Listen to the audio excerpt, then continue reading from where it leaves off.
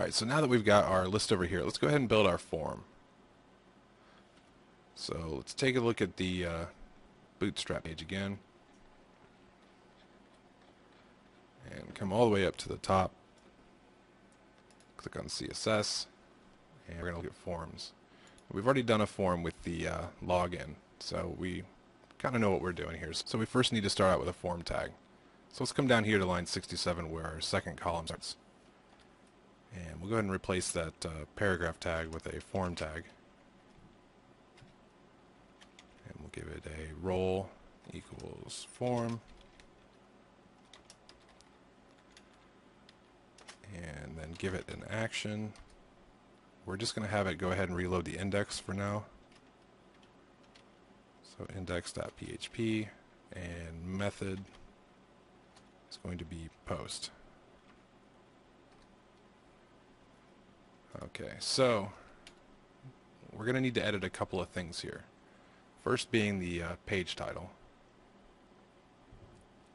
So we're going to need an input field for that. So we're going to kind of follow the template we had for the login field here. So let's first do a div, and this class is going to be form-group.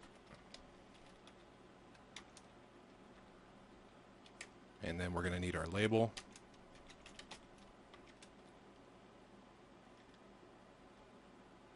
And we're going to say page title.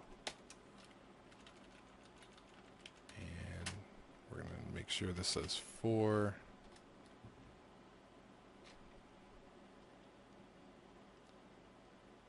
And we're just going to say title, because that's the name we're going to give the input field. So next we're going to do an input tag. Give it a type. And this is going to be text. Give it a name. Title. Give it an ID. And that's going to be title, which is matching the for property of the label.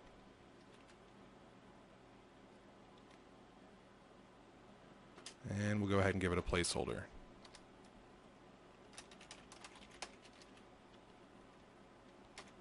Close that. Let's go ahead and save this and take a look in our browser.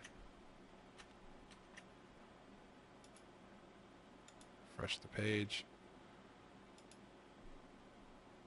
There we go. Now the only thing I forgot to give it was the Bootstrap class, which is going to be form-control.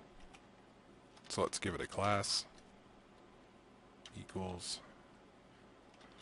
form-control. Save that.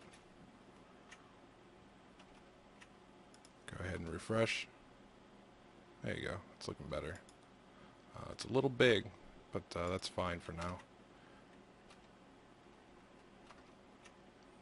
Now let's take a look at our database here. So we have title, we have label, header, and body. So we're going to need a couple more fields here, and we'll take care of user here later. So let's go ahead and we'll do a copy and paste. We're going to need 3 text fields. That's going to be label, title, and the page header. So we're going to want 3 of these in total.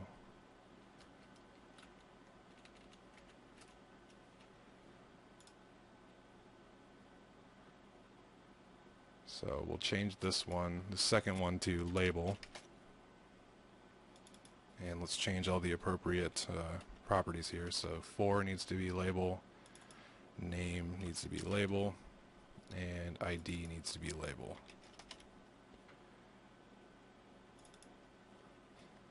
Now we need header. So we'll change the label to header, then the 4, header, name, header, and title. And ID is going to be header. Make sure we change our placeholders too. I forgot about that. So page label and page header.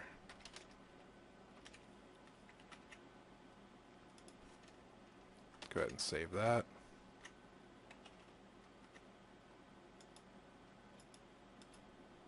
Refresh. we go. And you know what? We can really get rid of page here because we know what we're editing. We can go ahead and keep it in the placeholder, but let's take it off the label. That's just me being nitpicky.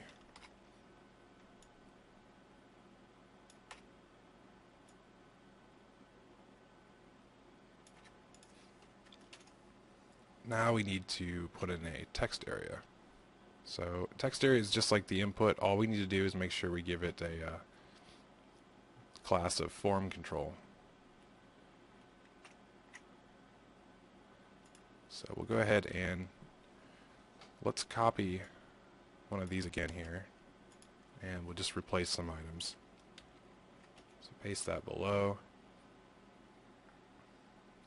Now we're going to replace header with body. Do the same for the for property, as well as the name and ID. So body, body, and then the placeholder, body. But we need to change input to text area. So text area. We can get rid of the type. And then we need a closing text area tag here at the end. And we need to give it a rows property. Let's go ahead and give it maybe 8 rows. So that's basically how tall it's going to be. So save that. Head over to our page and refresh. There we go. And now all we really need is a submit button. So over here, after that last form group, we'll do button. Type is going to be submit. And we need to give it a class.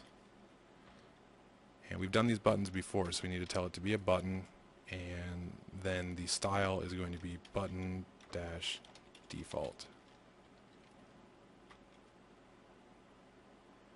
And then for the label of it, which goes in between the button tags, say save.